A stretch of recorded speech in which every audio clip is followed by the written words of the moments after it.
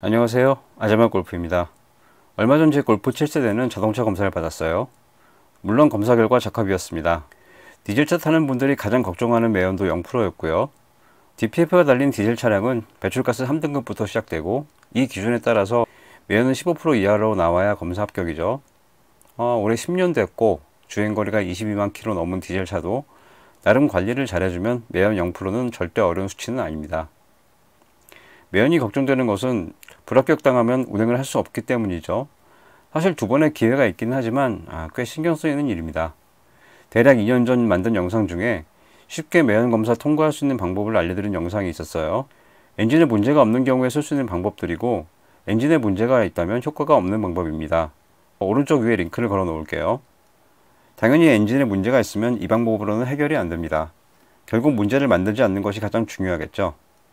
지금부터 제가 말씀드리는 방법이 문제를 만들지 않는 방법입니다.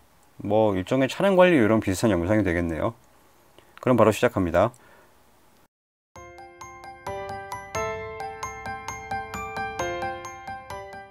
사실 엔진오일 이야기부터 하기는 싫었는데 이게 가장 기본이고 이것만 잘해도 어지간한 문제는 다 막을 수 있기 때문에 첫 번째일 수밖에 없습니다.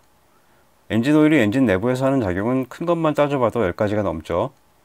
또한 엔진 자체는 물론 이름만으로도 무시무시한 터보차저에도 엔진 오일이 순환을 하죠. 실제로 엔진 오일 부족이나 점도 문제로 터보차저가 고장나는 일도 생기고요. 흔히 후열이 중요하다고도 하는데 이건 역시 엔진 오일 때문이죠. 폭스바겐 디젤 차량의 엔진 오일 권장 교체 주기는 15,000km입니다. 사실 이 주기만 잘 지켜도 큰 문제는 없어요. 전 걱정이 된다면 7,000에서 8,000km에 교환해 주는 것도 좋겠죠. 제 경우는 시간적 여유가 되면 7,000에서 8,000km의 교환, 그리고 여유가 없으면 그냥 15,000km에서 교환을 했어요. 물론 15,000km를 넘기지 않으려고 노력을 많이 했습니다. 주변을 봐도 엔진 오일을 15,000km에서 교환하면 큰 문제가 발생하는 경우는 없었어요.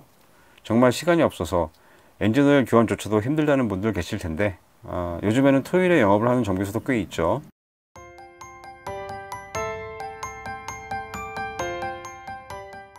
맞습니다. 엔진 오일이 부족해도 검사 통과를 할 수가 없어요. 아울러 곡물류 누유가 있어도 통과가 안 되죠. 이렇게 사전에 운전자가 간단히 살펴보고 갈 수 있는 것들이 있습니다. 엔진 오일량 정도는 굳이 말씀드리지 않아도 다들 체크할 수 있으시죠? 이런 것들 중에는 타이어 짱구, 그러니까 내부 코드 절상으로 혹시나 튀어나온 부분이 있는지 정도는 미리 확인하고 가면 좋아요. 이것도 검사 과정에서 발견되며 문제점을 해결한 후 다시 가야 하니까요. 앞서 말씀드린 둥아리도 한번 보고 가면 좋습니다. 어떤 것을 보고 가면 좋은지는 자동차 종합진단서를 보시면 다 나와요. 그런데 사실 배기가스 부분도 미리 예측해 볼 수 있어요.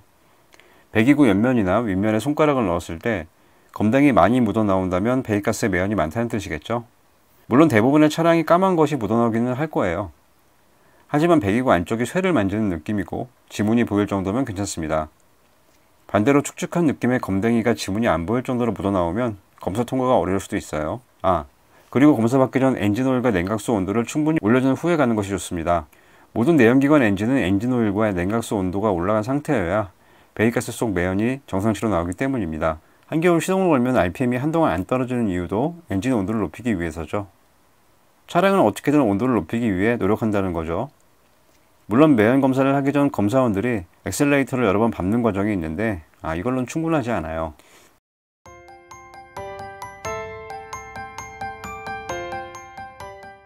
디젤 클리닝은 결론부터 얘기하자면 도움이 됩니다. 제 경우 대략 12만 km 언저리에서 출력과 연비가 미세하게 떨어지는 상황이 감지되었어요. 원인은 다들 짐작하셨던 카본 누적 때문이고요. 이 상황에서 디젤 클리닝을 받았습니다. 보통 디젤 클리닝은 흡기 매니폴드와 EGR 밸브, EGR 쿨러, 그리고 DPF와 인젝터 클리닝이 세트로 묶여있죠. 다만 골프 7세대의 EA288 엔진은 흡기 매니폴드 청소는 필요가 없어요. 일반적인 디젤 엔진과 구조가 약간 다르기 때문인데요. 배기가스가 흡기 매니폴드를 거치지 않기 때문에 흡기 쪽은 오래돼도 깨끗합니다. 아울러 인젝터를 초음파 세척기에 담궜다가 빼내는 것을 클리닝이라고 하는 업체도 있는데 인젝터 내부의 카본은 이렇게 해서는 빠져나오지 않아요.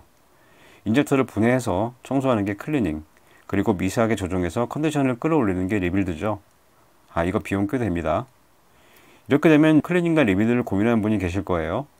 제 경우는 12만 km에 앞서 말씀드린 디젤 클리닝 작업을 진행했고 시간 관계상 인젝터는 클리닝에서 그냥 끝냈어요.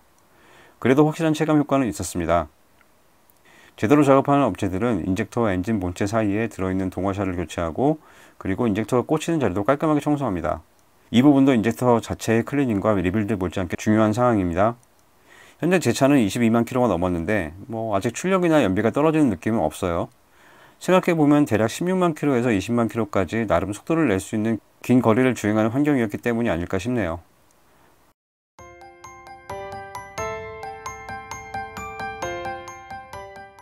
논란이 많은 주제지만 이미 많은 유튜버들이 실린더 부분이 깨끗해지는 것이 보이는 실험 영상들을 많이 올렸죠. 물론 이것도 중요하겠지만 제가 연료 첨가제를 꾸준히 쓰는 것은 조금 다른 이유입니다. 바로 연료 탱크에 수분이 발생하는 것을 막기 위해서죠. 연료 탱크에 수분이 발생하는 경우 디젤 차량에서 가장 큰 비용이 드는 쇳가루가 발생할 수 있기 때문이에요. 제가 5만 킬로 정도부터 꾸준히 사용했던 제품이 있는데 이 제품은 수분 생성을 막아주는 효과까지 있는 제품입니다. 제 영상에서 여러 번 말씀드린 대로 연비 개선 효과와 엔진 소음과 진동 감소에도 나름 효과가 있고요.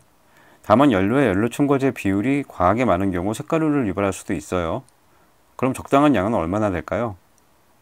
실증적인 데이터를 말씀드려 볼게요. 일단 골프 7세대 연료 탱크 용량은 50리터예요.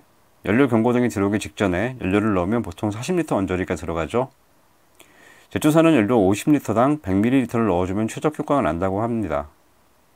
하지만 저는 40리터에 100ml를 넣어요. 대신에 연료 탱크를 완전히 채울 때마다가 아니라 만땅 2번에 한 번꼴로 연료 첨가제 100ml를 넣습니다.